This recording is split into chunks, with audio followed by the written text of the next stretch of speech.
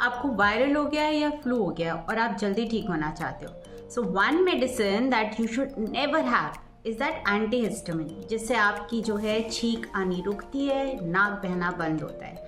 जी हाँ, आपने बिल्कुल ठीक सुना है कि आपने ये वाली मेडिसिन नहीं खानी है until unless you have one of those presentations in your office that is gonna get you a promotion, या फिर आपकी कोई लाइफ थ्रेटनिंग सिचुएशन हो गई है, जैसे कि आपको मधुमक्खी ने काट लिया है या फिर कोई एनाफाइलैक्टिक रिएक्शन होता है, तो those are the conditions where this medicine should be use. आपको कभी भी नाक रोकने के लिए, अपना रनिंग नोज रोकने के लिए, कंजेशन रोकने के लिए you are not suppose to have this medicine अगर आपने जल्दी ठीक होना है। So here is why you're not supposed to do this. Namaskar, I'm Dr. Meja Namatanik, Indian Army doctor.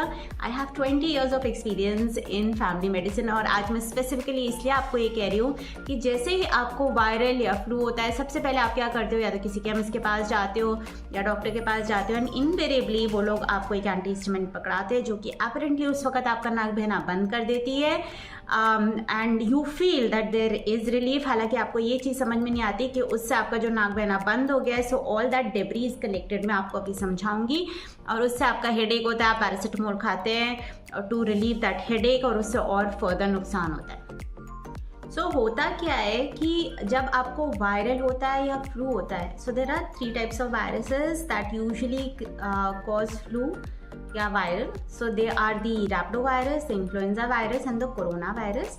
तो ये वायरस जो होता है हमारी बॉडी के हर सेल में जाके मल्टीप्लाई करने लगता है। It acts, body acts like a host and this is a parasite. वो अपना मल्टीप्लिकेशन शुरू करता है।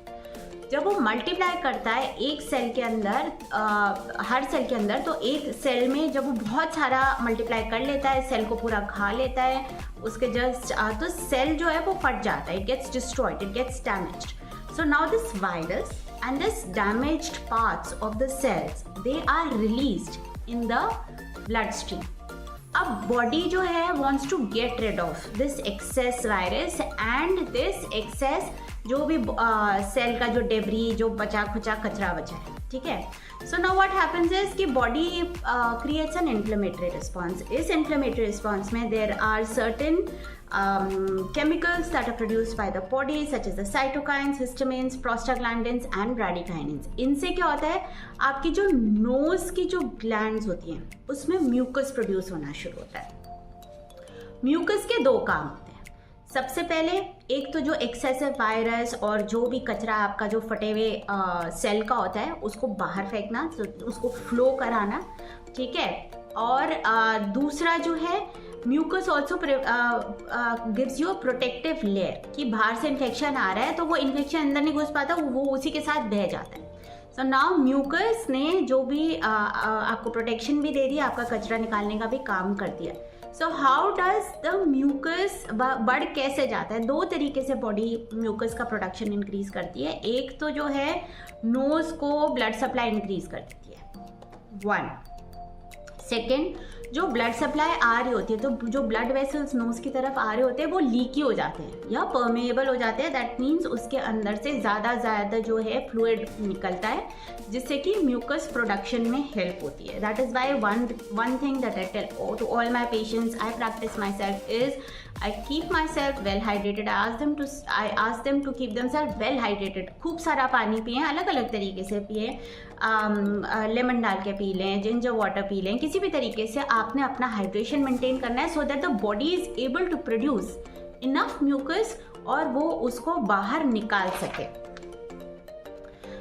Another thing that the body does is, जो हमारी नोज की जो नर्व्स होती हैं उसको जाके ये वाले जो हमारे बॉडी ने केमिकल्स प्रोड्यूस किए हैं, नोज की नर्व्स को, नर्व एंडिंग्स को जाके ये इरिटेट करता है, ऐसे पोक करता है, और उससे क्या आती है आपको छींक आती है। आप जोर लगा के lot of mucus comes out and you get rid of this virus and debris. इससे क्या है, these are the ways you will realize nose is not the only place. आपकी eyes भी water कर रही होती हैं, women का vaginal discharge increase हो जाता है। Another way where you can get rid of virus is that urine. आप खूब सारा पानी पिएं, आप जितनी बार यूरिन पास करेंगे उतनी बार आपका वायरल लोड कम होगा। So that's another reason why you should be like totally well hydrated, you should पी a lot. So these are the ways in which the body is trying to get rid of virus, सारा बाहर निकाल देते हैं. So initially जो आपका mucus होता है, when the body is getting rid of all this, is it is initially watery. In the later part it is slightly thicker, plus it may be light green or light yellow. That means your body is responding well. That's your natural immunity, and that means you're doing just fine. So what happens is when you take medicines like आपका जो cetirizine हो गया, लेवोसेट्रिजिन हो गया, avail हो गया, लोराटिडिन हो गया, फिनार्गन हो गया, ये वाली मेडिसिन जब आप लेते हैं उससे क्या होता है, आपका जो सारा सिस्टम है वो ब्लॉक हो जाता है. You are not able to get rid of virus. Just imagine you're trying to wash your house. आपने पानी अंदर से डाला, अंदर पानी है, अंदर से पानी डाला, आपने झाड़ू लगा के आपने बहुत अच्छे से उसको स्क्रब करके आपने वॉश तो कर दिया. अब जो ड्रेन जो गंदा पानी बाहर लेके जा रही थी वो वाली ब्लॉक हो जाए. So what will happen? All the debris, all the गंदगी will stay inside the house. This is not what घर तो साफ नहीं होगा ना. So when you have to clean your body and when you want to get rid of all of this, you are not supposed to clog or block those drains and let it flow. So आपने antihistamine बिल्कुल नहीं खानी है. उल्टा there are other things that you can do. You can increase your steam inhalation. उससे आपकी जो nasal mucosa, जो face का जो है, आपके उसमें ब्लड वेसल्स जो है डायलेट करेंगी, ब्लड सप्लाई इंक्रीज होगा, mucus production will increase and sooner you will get more mucus.